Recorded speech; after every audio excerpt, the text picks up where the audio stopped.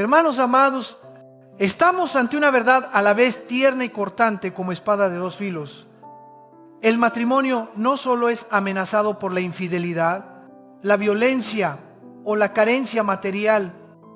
El enemigo silencioso, persistente y roedor de la felicidad familiar, muchas veces es el estrés. Es el estruendo sordo de una tormenta en el pecho. Es la cuerda invisible que aprieta la garganta. Es la neblina que cubre los ojos e impide reconocer la belleza sencilla de la vida. Y, paradoxalmente, el estrés suele disfrazarse de deber, de responsabilidad, de entrega, pero en secreto vacía la paz, ahoga la risa y reseca la ternura conyugal. La Sagrada Escritura no vuelve el rostro ante esta tragedia. En el Evangelio, según Mateo, capítulo 6, versículos 25 al 34, Jesucristo, quien conoce lo íntimo del corazón, alza su voz. No se afanen por su vida, qué comer, qué beber, ni por su cuerpo, con qué vestir. Miren las aves del cielo, consideren los lirios del campo. Esta enseñanza no es filosofía evasiva, ni canto de cuna para almas perezosas. Al contrario, es un mandato que libera, corta la cadena invisible que atenaza el corazón y devuelve a Dios Padre su señorío sobre nosotros. El Señor nombra la enfermedad. No se afanen. En griego, merimnao evoca una mente hecha pedazos, tironeada en mil direcciones, como nave que gira sin rumbo entre corrientes encontradas. Es el desorden del alma cuando intentamos traer el futuro a la palma de la mano, controlar lo que supera nuestra condición. Entonces todo lo externo, precios, coyunturas, noticias de guerra, murmuraciones, se vuelve anzuelo que se clava en el corazón y arranca su paz. Hermanos, el matrimonio no puede respirar en esa atmósfera.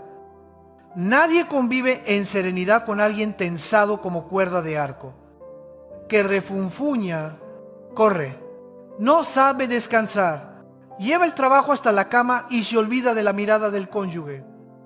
El estrés transforma el hogar en cuartel, la mesa en yunta, la alcoba en tribunal. Y el niño pequeño aprende a jadear antes que agradecer. Aprende el reproche antes que la gratitud. Jesús nos conduce a la escuela de la creación. No enseña en aula cerrada, nos invita a levantar la vista. Miren las aves del cielo, no siembran, no cosechan, no almacenan y, sin embargo, el Padre las alimenta. Ningún gorrión abre una cuenta de ahorros. Ninguna avecilla diseña un plan financiero. Y aún así, al amanecer, cantan como si fueran un salmo de acción de gracias. Consideren los lirios del campo. No cosen, no hilan, y su esplendor sobrepasa la gloria de un monarca. Dios no solo gobierna las ecuaciones del cosmos, Él borda el púrpura de un pétalo, sostiene el trazo del vuelo, mide la brisa sobre el mar. Alguien dirá, pero la vida es dura. ¿Cómo no preocuparme ante facturas seguidas, recortes de presupuesto, mercados inestables? El Evangelio no niega estas realidades. Las coloca bajo una mayor, la providencia del Padre. Si Él nos dio la vida a cada respiración, cada latido, no podrá darnos pan y vestido. Si Él fija nuestros días, nos dejará a la deriva en el día presente. No se trata de desentendernos de los deberes, sino de ponerlos bajo el señorío de Dios.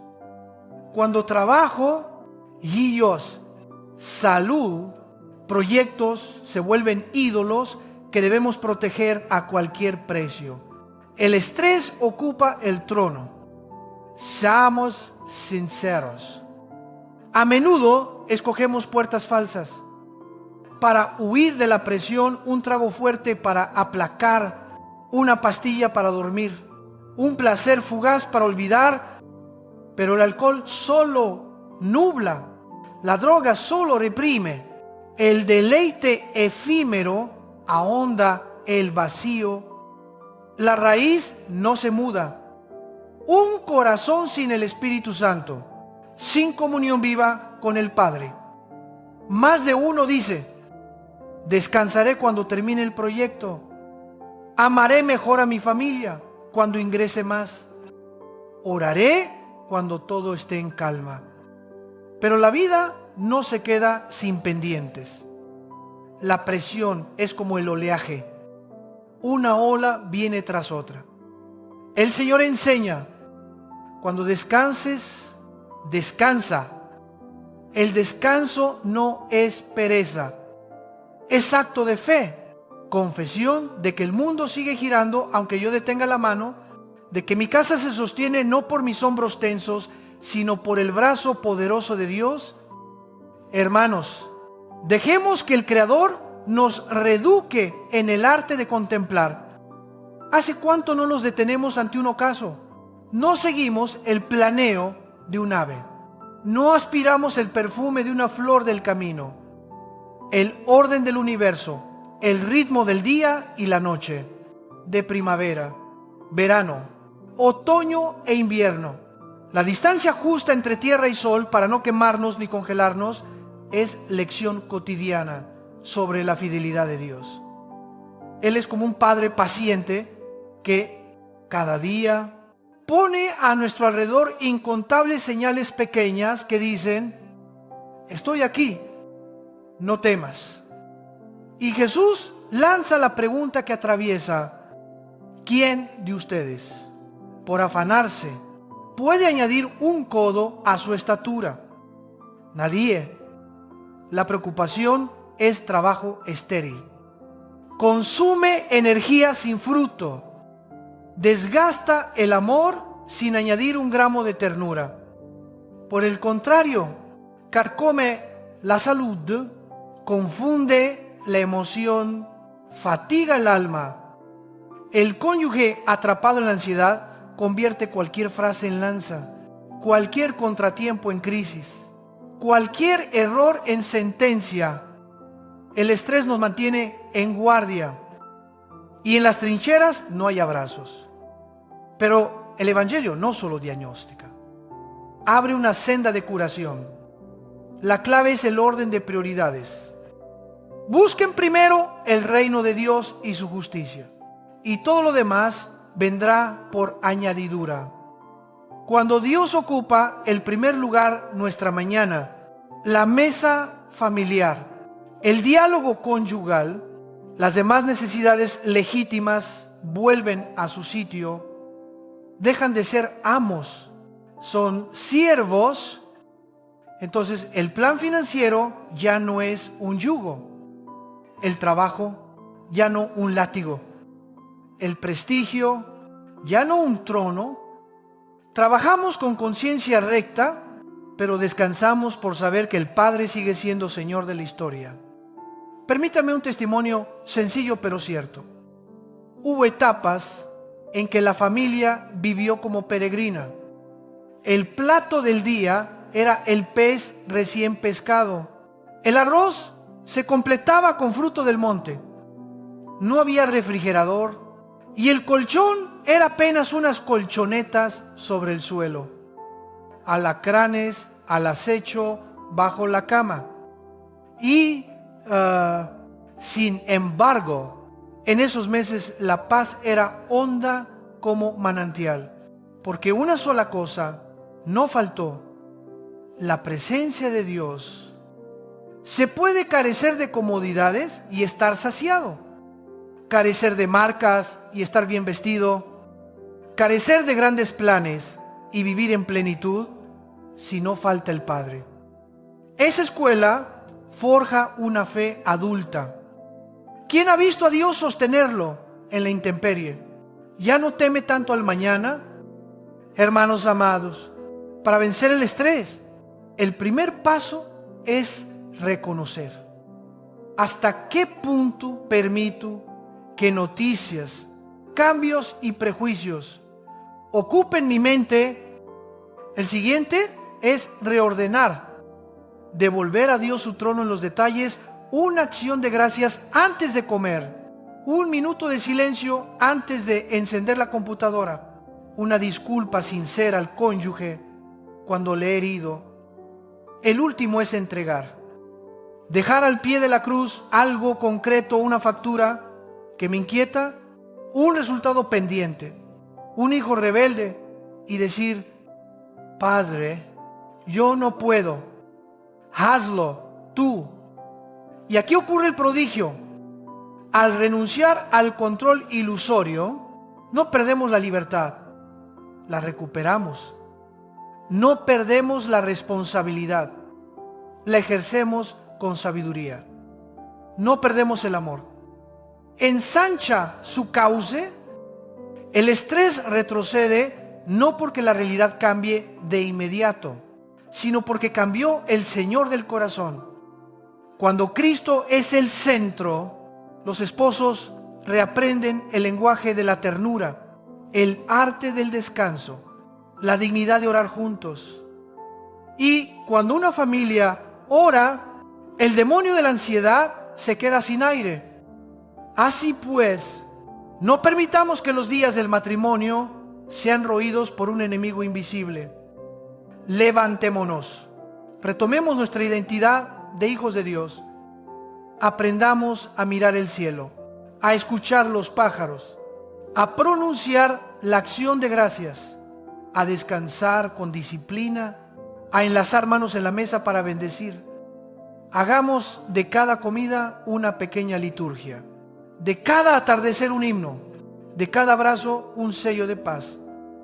Entonces, la palabra del Señor se hará verdad en nuestra casa. El Padre sabe que ustedes necesitan de todo eso. La paz de Cristo no es teoría, es el aire que respira el matrimonio, la tierra donde echa raíces el amor, el techo bajo el cual crecen firmes los hijos. Que el Espíritu Santo reavive en nosotros la esperanza para que, entre tantos mensajes que inquietan, todavía escuchemos la voz de Jesús. No se afanen, no como quien no tiene padre, no como quien no tiene hogar. Caminemos por la vida con los pies de la fe y el corazón de quien es amado. Ipsilon verán, donde Cristo es el primero, el estrella no gobierna. Hermanos, queridos hermanos, pidamos la valentía de elegir la mejor parte, la paz de Dios. Porque al elegir la paz, en realidad elegimos a Él. Hermanos amados, el último tramo de este camino no es una cumbre para exhibirnos, sino un valle para arrodillarnos. Allí aprendemos una lección decisiva para toda la vida matrimonial. Discernir. ¿Qué podemos controlar, Ipsilon? ¿Qué debemos entregar? Porque mucho de nuestro cansancio no proviene del peso real, sino de cargar a la fuerza aquello que no nos corresponde. La mente se agota, la voz se vuelve áspera, la comida pierde sabor, el sueño se evapora. Y la familia, el santuario que Dios nos confió, empieza a resquebrajarse por esos hábitos impulsivos pero irracionales. Hay cosas que el Señor puso fuera de nuestro alcance. Lo que otros dicen de nosotros, nuestra imagen, en redes sociales, la cortesía del conductor de al lado. Si la lluvia llega a tiempo o no. Si el vuelo se retrasa o ya despegó, pero nosotros no sabemos por qué queremos ordenar. al mundo entero. Nos enfurecemos en el tráfico como si el enojo pudiera volver el semáforo verde. Nos desesperamos en la puerta del aeropuerto como si los lamentos hicieran regresar el avión. Golpeamos la mesa al escuchar rumores, como si ese golpe pudiera cerrar la boca de la humanidad. Hermanos, todas esas reacciones son ritos de una falsa religión. La religión que idolatra el propio yo. La fe verdadera, en cambio, nos enseña a bajar la voz, respirar hondo, abrir las manos y susurrar a Dios: te lo entrego. Alguien quizás se burle y lo juzgue debilidad. Pero en la cruz, el Salvador demostró que la entrega es la verdadera fortaleza. Cuando la mano suelta, Dios toma. Cuando el suspiro se vuelve oración, el cielo se abre. El apóstol Pablo nos dejó un secreto antiguo y siempre nuevo, sencillo y poderoso. Expónganlo todo ante Dios con súplica y acción de gracias. Y la paz, que supera todo entendimiento, custodiará mente y corazón. No es poesía etérea, es medicina del alma. Cada vez que desplazamos el foco del problema hacia Dios, abrimos la puerta para que entre la paz. La paz no destruye la tormenta, pero estabiliza la barca en medio de ella. Miren qué sutil es el ladrón de la paz. Basta un rumor venenoso rumiado en la cabeza para enredar el corazón. Basta una frase descortés de un desconocido para agriar el día entero. Basta un comentario desafinado en la pantalla para perdernos horas ante el espejo del ego. Intentamos investigar, confrontar, responder, y cuanto más hacemos, más perdemos. Porque hay puertas que Dios no nos pidió abrir y batallas que no nos pidió pelear. Él solo, conserva la paz. Porque la paz no es un sentimiento cualquiera, es la estrategia del reino. La familia que guarda la paz, guarda la puerta para que Dios entre. Algunos objetarán: entonces me callo ante el mal y tolero la injusticia. No, discernir no es indiferencia. Confiar no es evasión. Discernir es escoger el frente de batalla. Hay cosas que debemos decir, hacer y corregir dentro de casa: un perdón, una rutina, un límite a los teléfonos, una hora de oración en común. Y hay cosas que debemos poner a los pies de la cruz: la murmuración, frialdades incomprensibles, una oportunidad perdida, un tren que ya se fue. Hagamos de la cruz el depósito de la ansiedad, porque allí Cristo cargó con todo, donde seguimos aferrados a la mochila del miedo. Aún no usamos la cruz como Él quiere. Les propongo un gesto muy concreto. Imaginen una cruz en medio de la sala. Cada vez que algo pese, repitan este pequeño rito: acércanse. Pongan la mano en el pecho, nombren la carga en voz clara: la hija que no volvió, la cuenta de fin de mes, la crítica de hoy, y hagan el gesto de dejarla a los pies del Señor. Sin prisa, inhalen hondo, quédanse a minuto, luego vuelvan a la mesa, al trabajo, al abrazo del cónyuge. Sorprendentemente, ese rito sencillo reeduca el corazón. Nos recuerda que no somos Dios y que la paz siempre está disponible para quien devuelve la carga al lugar correcto. Aprendamos otra dimensión: descansar en la fe. No pocos matrimonios pasan la noche en vela, caminando de un lado a otro como leones en jaula, creyendo que los pasos traerán antes al hijo. Algunos abren el teléfono para ver su ubicación una y otra vez. con el pulso acelerado y las manos temblorosas, hermanos, Dios ama a nuestros hijos más de lo que nosotros los amamos. Y tiene métodos pacientes para educarlos, aún mediante experiencias que no nos gustan. Hay quien toca fondo para impulsarse hacia arriba. Hay quien entra en una habitación fría para recordar dónde está la puerta cálida. Nuestra tarea es guardar la paz del matrimonio, para que cuando el hijo vuelva, encuentre un hogar esperándolo, no un hospital psiquiátrico. Por eso, oro dilémonos juntos. Si pasa la medianoche y no hay noticias, tómense de la mano, abran la boca y dejen salir una oración sencilla. Padre, no sabemos dónde está nuestro hijo ni qué hace. Tú sí lo sabes, tú lo amas. Guárdalo según tu voluntad. Danos la paz de Cristo para dormir y levantarnos con dulzura. Luego vayan a dormir.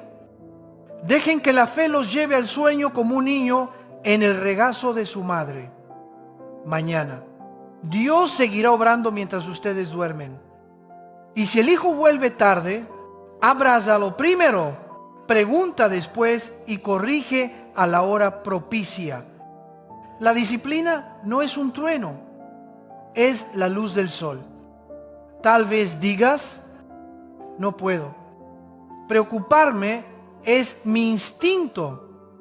Es cierto, ese instinto es herencia del yo temeroso, pero el espíritu puede reeducarlo si cooperamos. Empieza por la respiración. Cuando el corazón se acelere, reza breve: Señor Jesús, ten piedad de mí. Practica 1 minuto de silencio cada hora. Pega un papel junto al espejo. Elige la paz. Pon una pequeña cruz en el escritorio. Deja una Biblia abierta en la sala. Esos signos le recuerdan a la memoria espiritual que tenemos dónde dejar las cargas. Una casa no necesita muchos adornos, pero sí anslas para el alma. Y no cambien la paz por aplausos virtuales. Las redes son una plaza ruidosa. Todos tienen altavoz. Quien sirve la palabra es blanco, fácil de halagos y de flechas.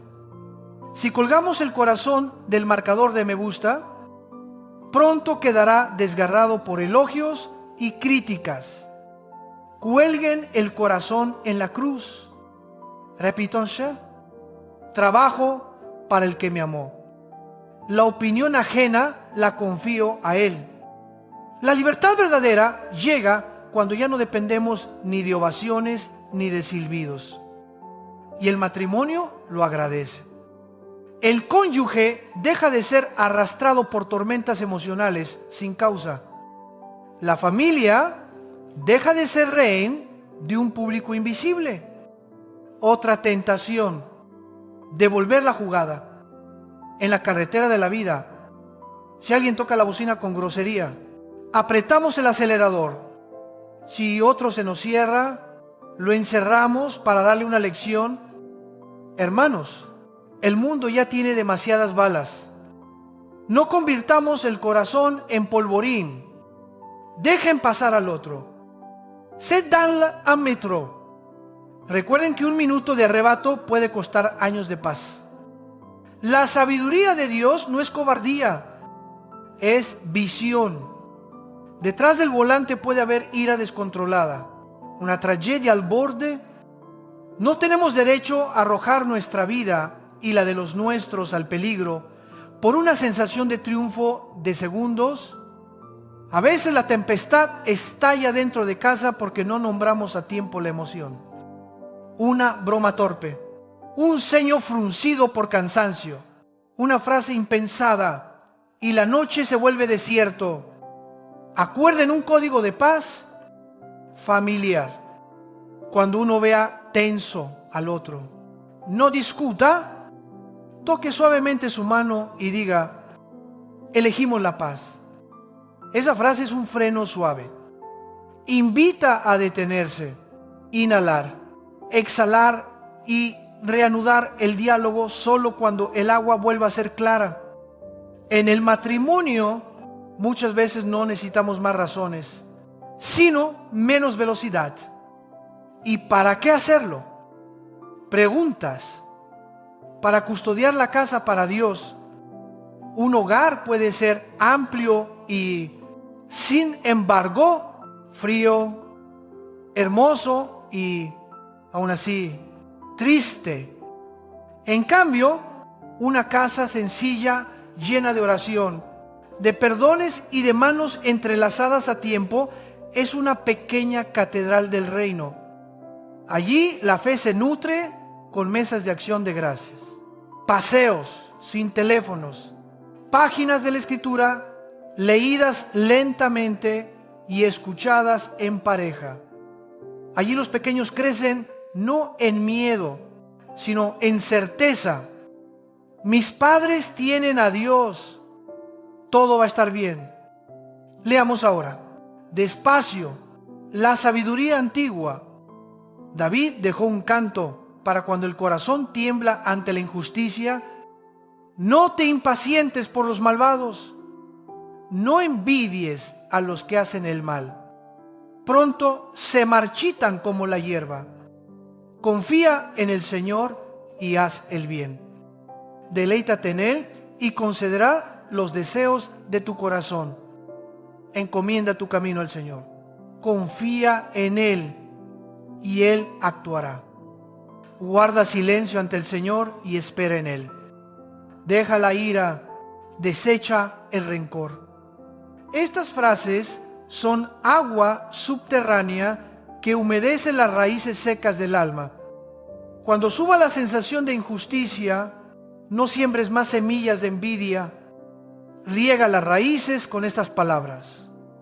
Mañana el árbol de la paz habrá crecido un poco. En paralelo, rescatemos un arte olvidado. El arte del olvido de sí. No se trata de negar la propia dignidad, sino de poner primero al ser amado. Un abrigo extendido al cónyuge en la noche fría. Un asiento mejor cedido a la esposa en una ceremonia. Un elogio al esposo tras una tarea pequeña. Un vaso de agua preparado para el hijo. Esas pequeñeces aflojan los cables tensos del hogar.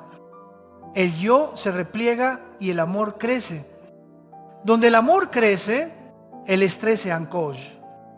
No olviden cuidar el cuerpo como parte de la liturgia del hogar. Un cuerpo exhausto dispara emociones inflamables. Caminen juntos cada día un poco. Apaguen pantallas antes de dormir. Tomen una hora nocturna sin teléfonos. Coman despacio y den gracias a quien cocinó. Pongan la mesa con los hijos. Estos ritmos parecen poco piadosos, pero son oraciones del cuerpo. Dios nos creó con cuerpo. Su paz también quiere fluir por músculos y respiración. Alguien dirá, si hago todo y el hogar sigue con olas, ¿qué? El Evangelio responde, perseverancia. El fruto del Espíritu no madura de la noche a la mañana. Siembra, riega, espera. Y mientras esperas, revive la gratitud deliberada. Coloca un frasco de gracias en la estantería. Anota cosas pequeñas. Una cuenta pagada, un perdón dicho. Una mañana sin gruñidos, una sonrisa del niño, una buena noche de sueño. Al fin de semana, ábranlo y lean en voz alta. Descubrirán cómo Dios dibuja curvas silenciosas alrededor de los ángulos duros de la vida. Y llegará un día en que notarás, el miedo al mañana se reduce. Trabajas con fidelidad, pero sin ansiedad. Te preocupas por los hijos, pero sin desesperación. Te critican, pero no caes al pozo, porque el corazón adquirió un nuevo hábito. el hábito de confiar. Confiar no es la firma al final de la página, es el trazo que recorre toda la historia matrimonial. Hermanos amados, si alguno todavía no ha dejado que Jesús sea el Señor de su corazón, comprenda que esta invitación a la paz no es un conjunto de trucos psicológicos. Es el fruto natural de una relación sobrenatural. Solo cuando el Rey de la Paz está en la barca, la tormenta pierde poder. Solo cuando la luz habita la casa, la oscuridad se queda sin refugio. Hoy, ahora mismo, es tiempo de responder. No hace falta un discurso largo. Basta una palabra sincera. Permítanme guiarlos en una oración. Si el corazón te lo pide, dile al Señor con toda el alma: Señor Jesús, príncipe de la paz, confieso que he vivido demasiado tiempo como quien se basta a sí mismo. Permití que la preocupación reinara, que la ira me dirigiera, que el miedo me gobernara. No puedo salvarme a mí mismo. Hoy creo que moriste en la cruz por mis pecados. Derramaste tu sangre para limpiarme y resucitaste para darme vida nueva. Te invito a ser Señor de mi corazón, Rey de mi casa y dueño de mi matrimonio. Dejo a tus pies toda carga, mis guíos, mi trabajo, las murmuraciones, las deudas, los temores ocultos. Dame tu Espíritu Santo para respirar en paz, hablar con mansedumbre y decidir en la fe. Desde hoy, yo te pertenezco y mi hogar te pertenece. Enséñame a vivir día a día, con la gracia suficiente para cada día, creyendo que tú, Padre bueno, no me abandonarás. Te doy gracias. Hermanos, si han orado así con fe, crean que el Señor ha escuchado. Cuéntenlo a su cónyuge, a un discípulo maduro, para que los acompañe. Busquen una comunidad donde crecer. Y cuando la tormenta vuelva, no olviden 3 gestos: dejar la carga a los pies de la cruz, tomar la mano del cónyuge y susurrar: elegimos la paz. Entonces el milagro continúa. Dios hará su parte y nosotros solo tendremos que seguirlo. La paz será el clima de la casa y desde esa casa se desbordará al vecindario, a la familia extensa y al trabajo como un perfume que no se apaga. Que Dios Padre, por el Hijo y en el Espíritu Santo, reconstruya en cada hogar un altar sencillo, una Biblia abierta, una risa de niño, una acción de gracias en cada comida y un abrazo agradecido antes de dormir. Y sobre ese altar, que arda el fuego de la paz día y noche, para que toda oscuridad del miedo se quede sin refugio. Que Él bendiga a cada persona, cada familia y cada matrimonio, para que desde hoy vivamos más ligeros, más mansos y más valientes, sabiendo que aquel que sostiene el universo también sostiene nuestra mano. Hermanos y hermanas, amados, en el itinerario de contemplar el misterio del matrimonio según la palabra de Dios, nos hemos encontrado con la verdad sagrada de que Dios creó al ser humano, varón y mujer, y puso entre ellos una alianza, no un contrato de trueque, sino una comunión misteriosa donde 2 llegan a ser una sola carne. Jesucristo, el Verbo hecho carne, confirmó ese designio originario. El hombre dejará a su padre y a su madre, se unirá a su mujer y los 2 serán una sola carne. Lo que Dios ha unido, que no lo separe el hombre. Precisamente en este punto de partida somos invitados a plantear de nuevo la pregunta fundamental: ¿por qué Dios diseñó el matrimonio como un vínculo indisoluble? Porque La familia es el primer santuario de la humanidad, la célula fundante de toda sociedad. Sin familia, las instituciones se desmoronan.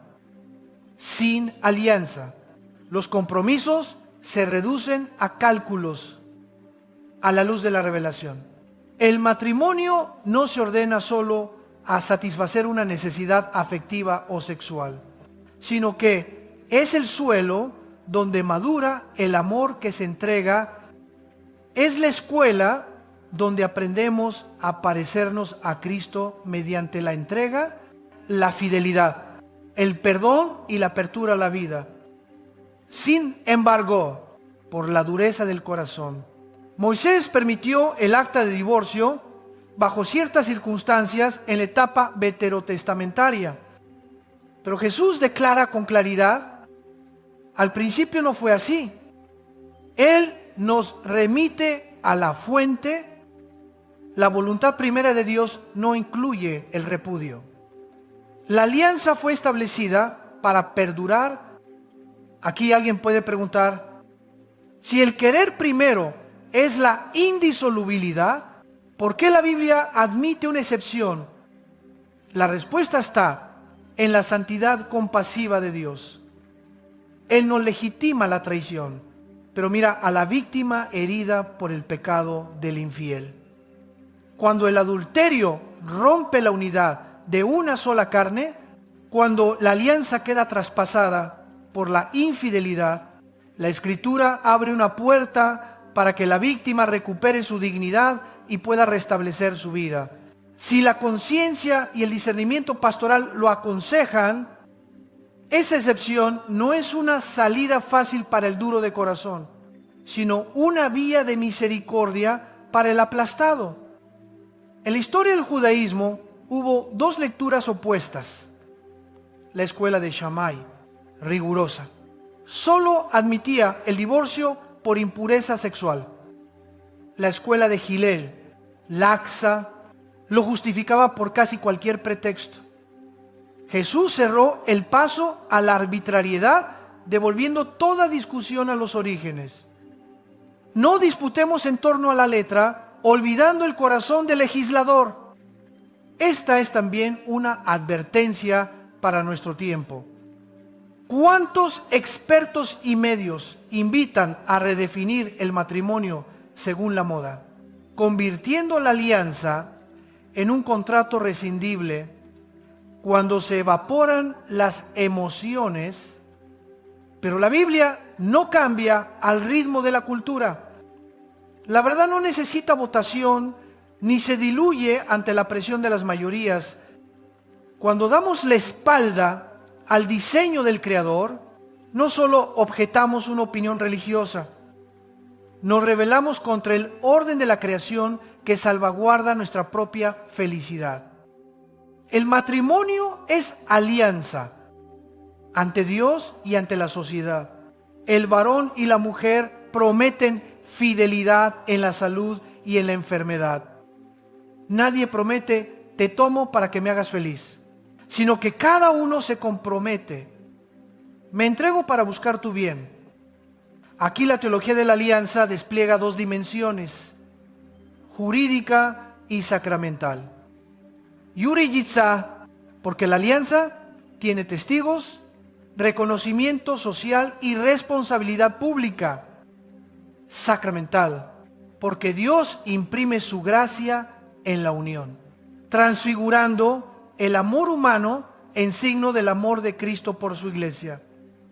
Cuando uno traiciona, la herida no es solo emocional, es una grieta en la arquitectura moral del interior. Por eso la Escritura considera el adulterio una devastación del alma. El libro de los Proverbios declara: quien comete adulterio carece de entendimiento. Se destruye a sí mismo y su afrenta no se borrará. El adulterio dinamita la confianza.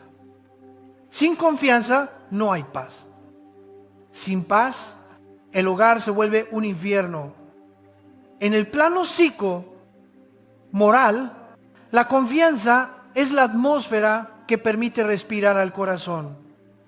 Al ser traicionado, el aire se evapora. Toda explicación suena sospechosa. Los recuerdos luminosos se cubren de sombras. En el plano espiritual, la infidelidad abre puertas a la tentación y a la mentira. El enemigo siempre acecha las fisuras de la alianza para sembrar más desorden.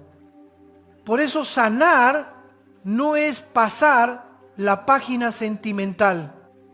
Sanar exige arrepentimiento verdadero, transparencia, restablecimiento de una disciplina de amor y un itinerario de restauración acompañado por pastores y comunidad.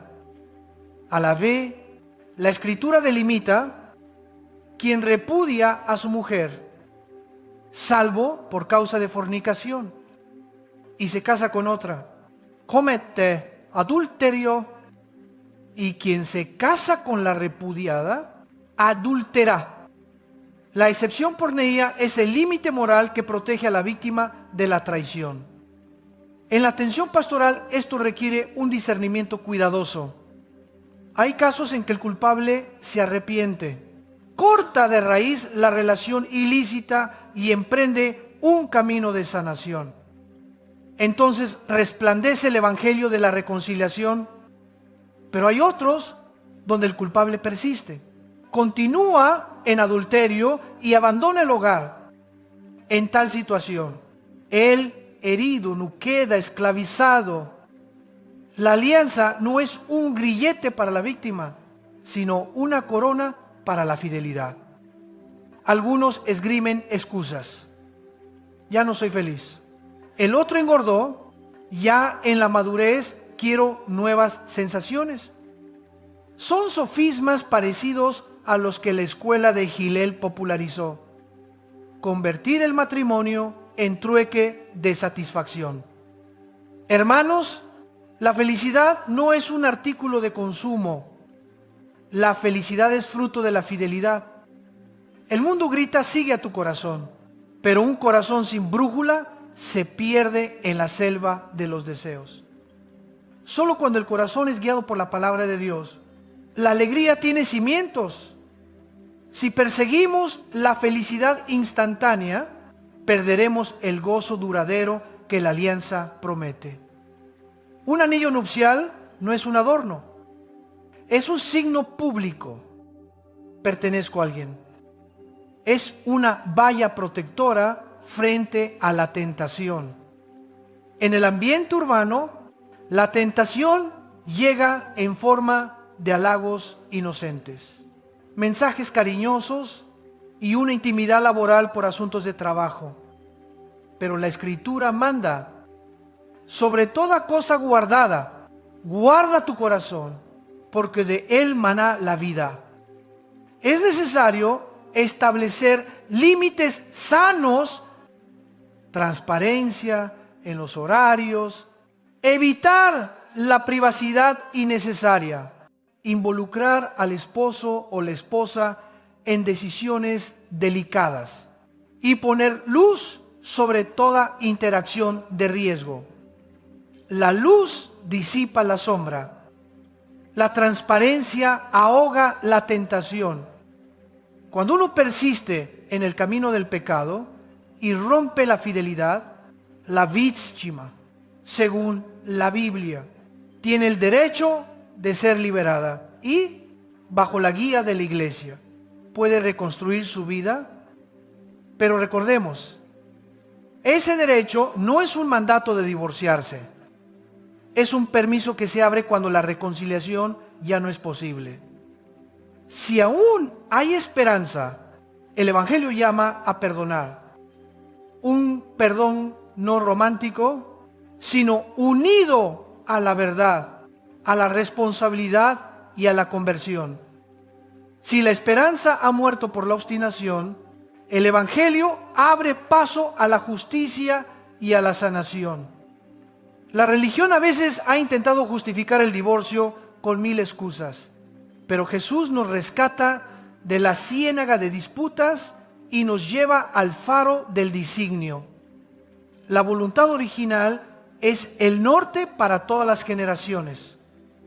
Y para defender ese designio, no apelamos solo a un mandato, sino también a la antropología real, la sociología, la psicología del desarrollo y los estudios familiares señalan que los hijos crecen más íntegros cuando están cobijados por el amor fiel de un padre y una madre. Esto no desprecia a quienes viven la prueba de la viudez o de la crianza en solitario. Al contrario, la Iglesia está llamada a acoger y sostener, pero nos recuerda que la alianza fiel es la estructura óptima que Dios ha dado para proteger a la nueva generación. Proverbios advierte sobre la mujer ajena y las trampas de las palabras melosas. Sin embargo, detrás de cada ruptura no solo hay un tercero, hay un corazón que dejó de velar. La estrategia del enemigo es constante. Primero, difumina las fronteras, luego erosiona la conciencia y al final ata con culpa y miedo. El antídoto es la luz, confesión, consejería espiritual, oración en común entre esposos y colocar la cruz en el centro del hogar. Una familia con la cruz en el centro es una familia resguardada. Abundan testimonios dolorosos de vidas colmadas de poder, dinero y belleza, que terminan vacías y solas. Porque ganar el mundo y perder el alma es la tragedia suprema. El poder no compra la paz. El dinero no compra la fidelidad. La belleza no compra la esperanza. Solo Cristo, que amó a su esposa hasta la muerte, puede darnos ese amor robusto que nos capacita para amar a una persona hasta el final del camino. Entonces, ¿cuál es el itinerario práctico para la alianza matrimonial? Primero, renovar la alianza en oración. Que los esposos se tomen de la mano, renueven sus promesas ante Dios y supliquen misericordia para sanar las grietas visibles e invisibles. El paso siguiente, establecer una disciplina de amor. Oración en común. Una cita semanal innegociable. Diálogo veraz, sin juicio. Plan financiero transparente. Límites sanos en las interacciones con el sexo opuesto. Paso final. Integrarse a la comunidad. Un grupo pequeño, un acompañamiento pastoral. Un matrimonio maduro que sirva de mentores. La alianza necesita el apoyo del cuerpo de Cristo. Nadie mantiene el fuego encendido en soledad. A quien hoy está siendo traicionado, no permanezca solo en la oscuridad. Acude a tus pastores, a un grupo de fe, a profesionales cristianos. Si el culpable muestra arrepentimiento real, considera un itinerario de restauración con plazos, metas y supervisión espiritual. Si el culpable persiste y abandona el hogar, recuerda que la Biblia no encadena a la víctima en una humillación sin fin. Dios ama la justicia y la sanación. A quien está coqueteando con la tentación, hoy es día de volver. Borra el contacto ilícito. Corta toda mensajería privada. Confiésalo a tu cónyuge y a tus pastores. No lo postergues. La tentación pierde su poder cuando se expone a la luz. No dejes que un impulso momentáneo te robe el futuro. A los jóvenes que se preparan para el matrimonio, no busquen un cónyuge bajo las luces tenues del placer. Búsquenlo en la luz de la adoración, del servicio y de la comunidad. Dos decisiones moldean toda la vida: recibir a Jesucristo como Señor y elegir al cónyuge según su voluntad. Dejen que la Biblia, la oración y el consejo espiritual les guíen. Cuando el cimiento es la roca, la tormenta no derriba la casa. Finalmente, amados, Jesús no entrega solo mandamientos. Él da su espíritu para que podamos vivirlos. Donde hay arrepentimiento sincero, su sangre purifica. Donde hay fe humilde, su gracia levanta. Pongámonos en pie. No para justificarnos, sino para abrazar la cruz. Regresemos. No para remendar emociones, sino para entregar el alma entera a aquel que nos amó primero. Y cuando la alianza de ustedes se afirme en la palabra de Dios, su familia será un faro en medio del mar de la vida, señalando el rumbo a tantos que hoy andan a la deriva, siguiendo la luz de la palabra, desde la verdad del pacto y la fidelidad. Avanzamos hacia la batalla invisible que hoy cerca a las familias. La sabiduría bíblica ha llamado mujer extraña a esas tentaciones maquilladas de dulzura, pero cargadas de veneno. No todo halago es inocente. No toda invitación es desinteresada. Hay atenciones hechas a la medida para perforar la valla del matrimonio. La palabra asegura que Dios promete librar al justo de miradas seductoras, de palabras melosas y de oportunidades preparadas para la caída. Esa promesa no nos autoriza a confiar en nuestras fuerzas, sino que nos invita a cooperar con la gracia, trazar límites claros, elegir la transparencia sobre el secreto, permanecer en la luz en vez de habitar zonas grises. La gracia no sustituye la disciplina. La liberación no reemplaza la vigilancia. En el ámbito profesional, la tentación suele disfrazarse de formalidad. Desayunos o cenas a solas por el proyecto, mensajes nocturnos para facilitar la coordinación, cumplidos deliberados sobre apariencia, fragancia, corbata o vestido.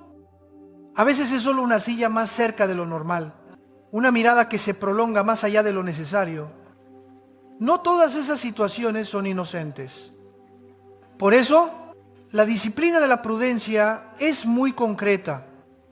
Si hay que contratar, permite que tu esposo o esposa participe directamente en la entrevista de puestos sensibles. Evita permanecer a solas en espacios cerrados con el sexo opuesto. Si es imprescindible, reunirse por separado. Mantén la agenda visible y la puerta entreabierta. Limita los mensajes fuera de horario. No realices trayectos largos de transporte a solas. No conviertas los halagos en el anzuelo de tu soledad. Todo esto no nace de la desconfianza, sino del respeto al pacto. Proverbios describe al falto de juicio como un buey que va al matadero, como un ave que se lanza a la red porque solo ve el cebo y no el anzuelo. Esa imagen revela la naturaleza de la tentación sexual. Promete ser visto, ser valorado, pero apunta al pilar de la fidelidad que sostiene el hogar. Llamemos las cosas por su nombre. El enemigo no crea, solo deforma lo que Dios da. La sexualidad es un don del pacto. Deformada, se vuelve cadena. La intimidad es el lenguaje de una sola carne. Cuando se roba, se transforma en mentira que mancha el alma. Entendido esto, la sabiduría no consiste en creer que aguanto, sino en la humildad de levantar vallas a distancia. Algunos preguntan, si ya caí, ¿existe retorno? La palabra no cierra la puerta.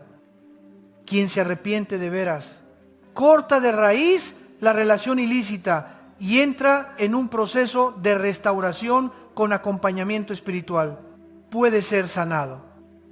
Pero si alguien persiste en el adulterio, continúa abandonando el hogar y desprecia la alianza. la víctima no queda esclavizada. Aquí la excepción porneía adquiere su sentido misericordioso. Dios no condena a la humillación perpetua a quien fue traicionado. Abre un camino justo hacia la libertad. Sin embargo, la porneía no es un pase para legitimar cualquier ruptura por capricho. Es un vallado moral que solo se abre cuando el pacto ha sido roto por la infidelidad sexual y ya no existen cimientos para reconstruir. En lo civil, cada país puede fijar tiempos de espera antes de permitir nuevas nupcias.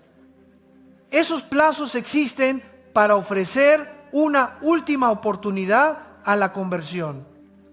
Éticamente, el punto cardinal permanece: Dios defiende a la víctima. El culpable debe afrontar verdad, arrepentimiento y consecuencias. En este punto, la atención pastoral debe ser delicada y firme. Animar a la víctima a salir a la luz y hablar con sus pastores. Promover una comunidad que sostenga y no juzgue. Establecer un itinerario claro si hay esperanza de restauración. Cortar todo vínculo ilícito. Transparencia en teléfono, redes, finanzas.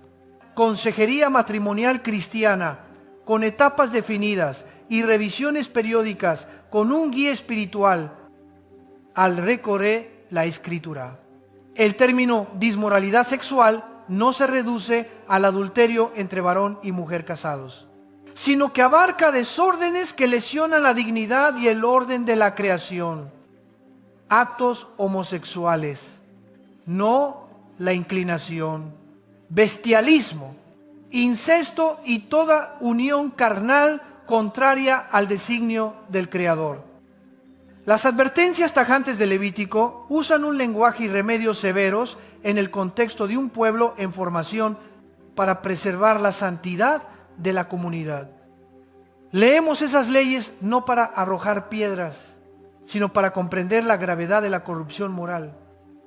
El pecado sexual nunca es asunto privado. Se propagará, contaminará el clima ético y terminará demoliendo la estructura familiar, fundamento de la sociedad. Si la familia colapsa, la escuela y la justicia tambalean. De ahí que aquellas voces antiguas sigan pesando hoy. El apóstol Pablo detecta una ley espiritual. Cuando el ser humano cambia la verdad por la mentira y adora a la criatura en lugar del Creador, Dios los entrega a aquello que codician. No es abandono, es permitir que toquen fondo en su elección, para que al saborear la amargura despierten. La imagen de ser entregados estremece, como si los últimos diques de la conciencia se abrieran, como si sin frenos un vehículo cayera por la pendiente y el conductor creyera estar volando. Hay quien se obsesiona con el poder hasta desconocer el límite, quien se esclaviza a lo sexual hasta perder la capacidad de amar de verdad. Cuando se difumina la frontera entre el bien y el mal, el corazón queda baldío para toda mentira. La estrategia del justo no es acercarse al precipicio para probar carácter, sino huir como José, dejar el manto y guardar la santidad. Huir no es cobardía, huir es sabiduría.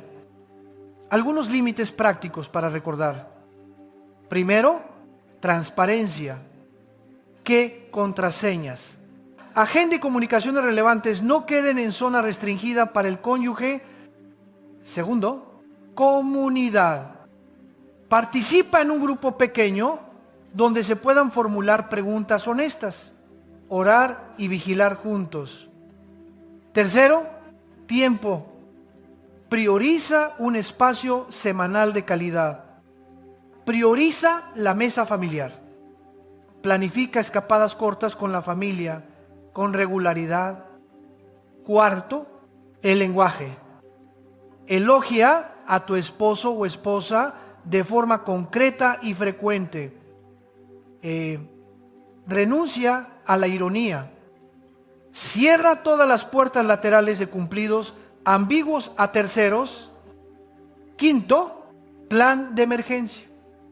Si percibes atracción ilícita, notifícalo de inmediato a tu cónyuge y a un referente espiritual.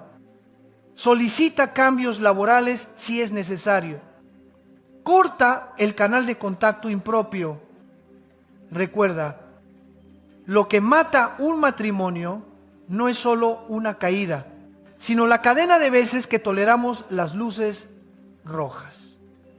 No podemos pedir ser librados del mal mientras regamos los senderos que llevan a él. En toda circunstancia, el centro es la fidelidad. Sin fidelidad, la sexualidad se vuelve consumo.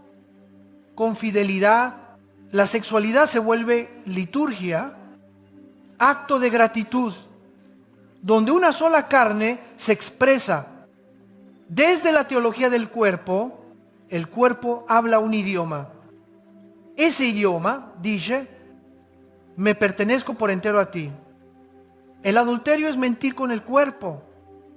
Esa mentira endurece la conciencia, hiere al cónyuge y fisura a los hijos, incluso cuando aún no pueden poner en palabras su dolor.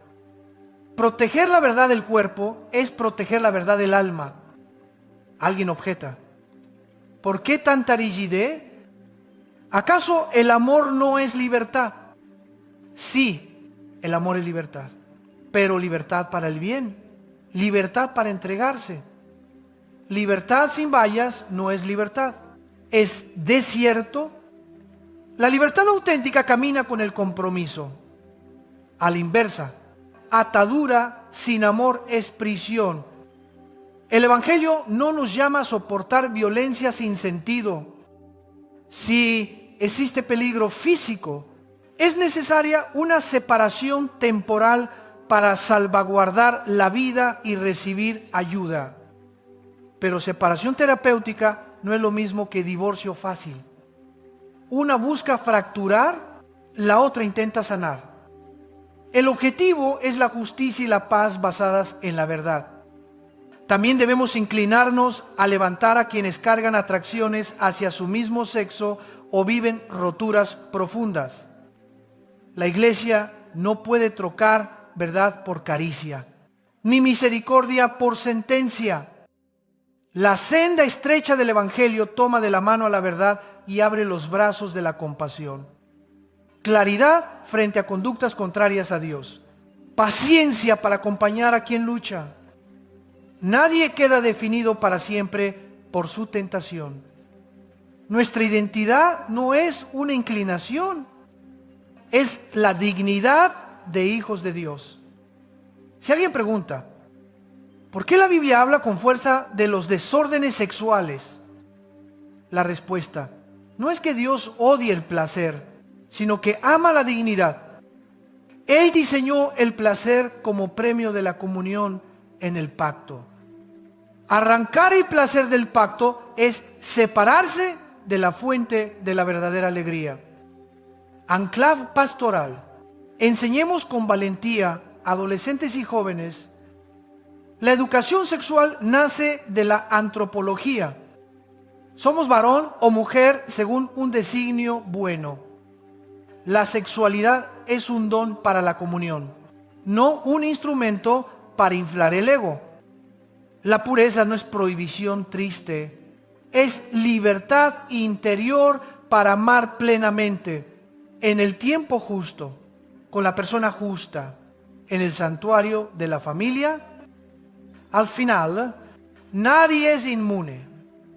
Incluso los más fuertes del Antiguo Testamento, el forzudo, el guerrero, el sabio, cayeron cuando jugaron con fuego. Aprendamos 3 lecciones breves. Una, sencillez. Escóndete bajo las alas de Dios en lugar de presumir inmunidad a la tentación. 2, prontitud. Detectar pronto. cortar pronto. Confesar pronto. 3. Perseverancia. Edificar hábitos de fidelidad cada día. Ninguna experiencia cumbre reemplaza la constancia de la oración, la palabra y la comunidad. Tal vez alguien escucha con el corazón hecho trizas por la traición o con la conciencia pesada por la caída. El Evangelio no le da la espalda a nadie. Sal hoy a la luz. Corta la cuerda que te ata. Confiesa a quién debes. Busca un pastor que te acompañe. Y comienza de nuevo al pie de la cruz. Oli, la sangre del Cordero aún basta para purificar.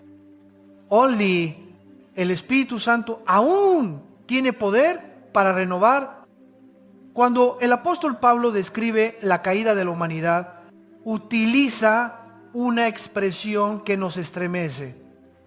Dios los entregó no porque haya dejado de amar, sino porque ellos rehusaron hasta ya no querer escuchar. Desde ahí, las fronteras entre el bien y el mal se borran.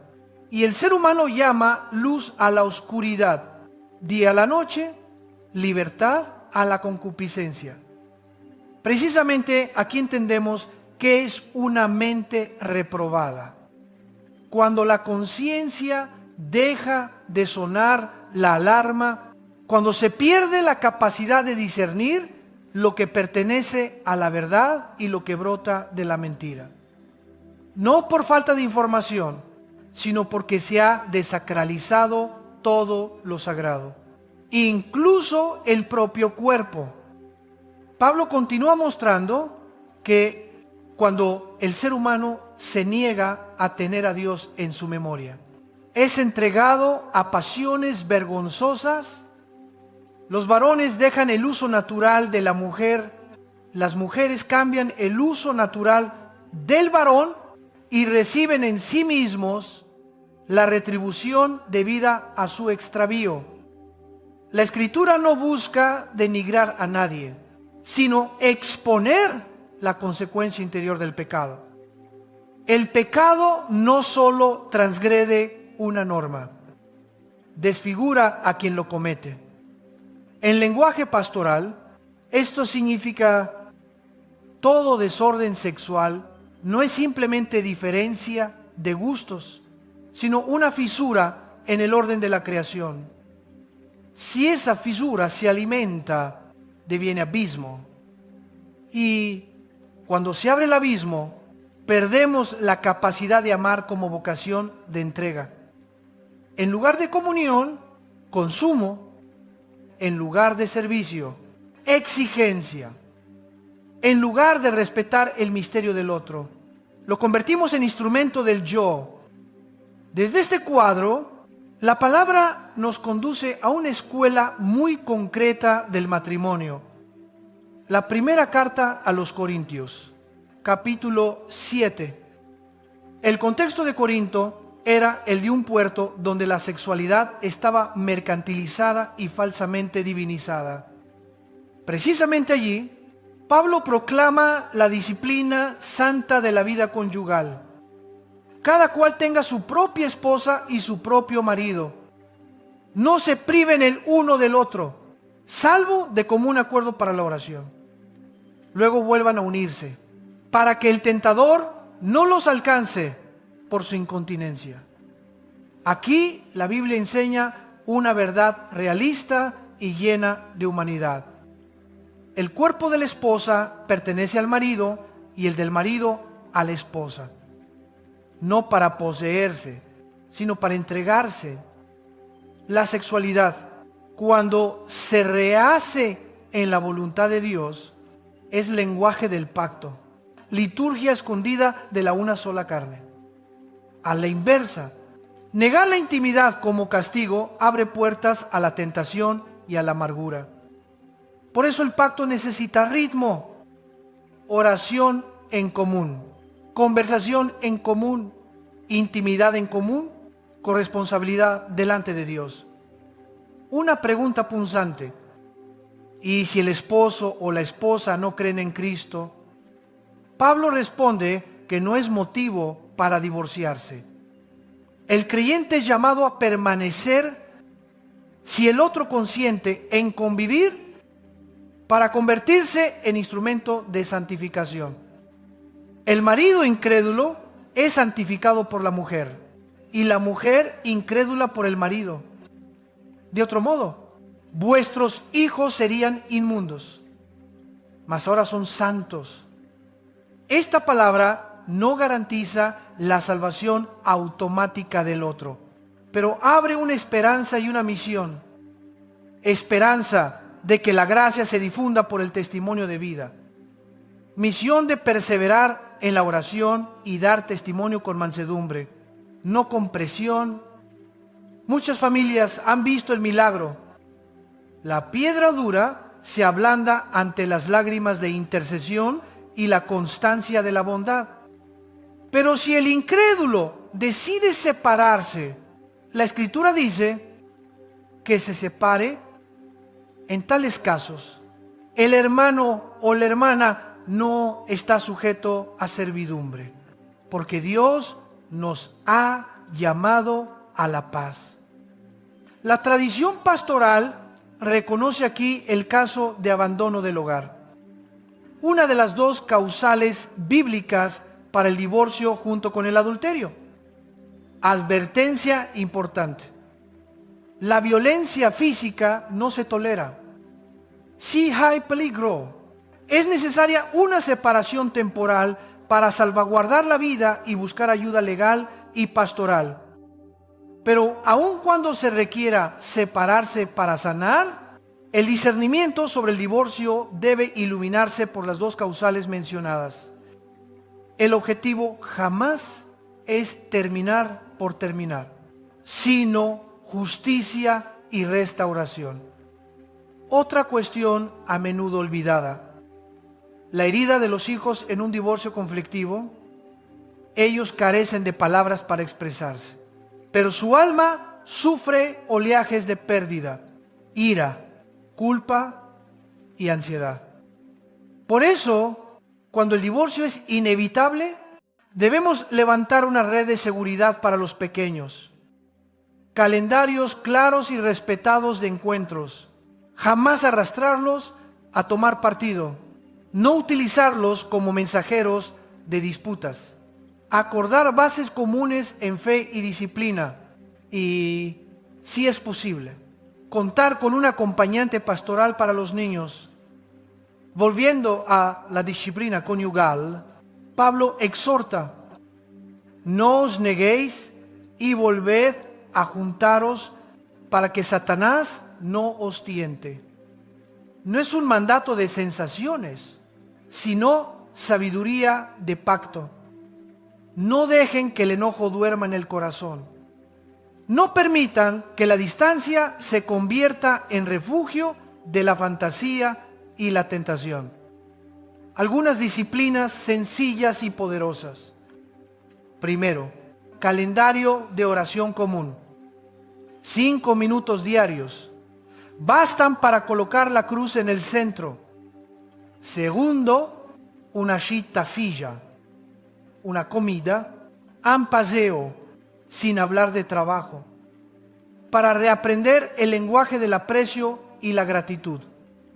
Tercero, transparencia, finanzas, redes, agenda. La luz asfixia la sombra. Cuarto, lenguaje que cura, elogios concretos. Te valoro en, te doy gracias por. Renunciar a la ironía. Saber decir lo siento y perdóname. Quinto, comunidad. Nadie mantiene el fuego solo. Participa en un grupo pequeño. Camina con otro matrimonio.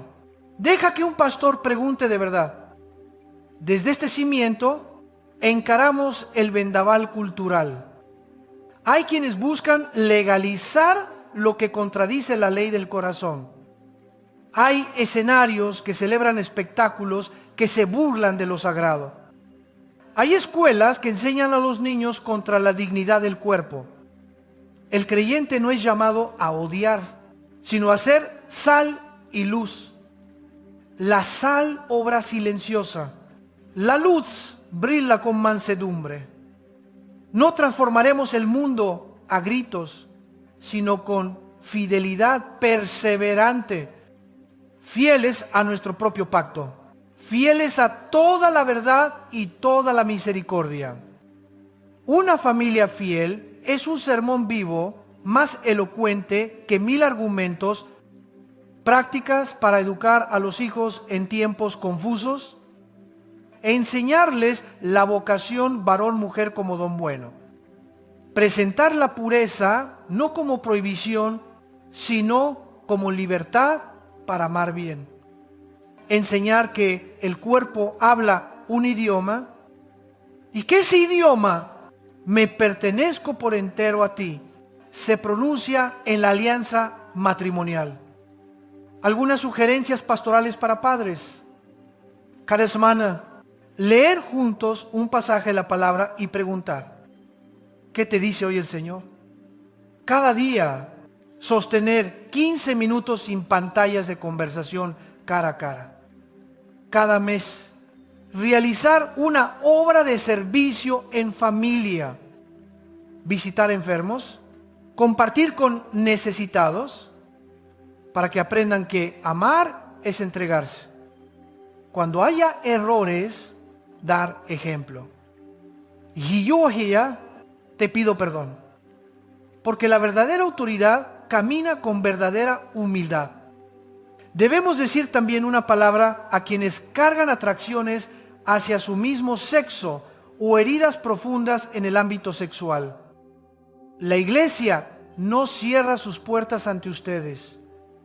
No cambiamos verdad por caricia, ni misericordia por condena.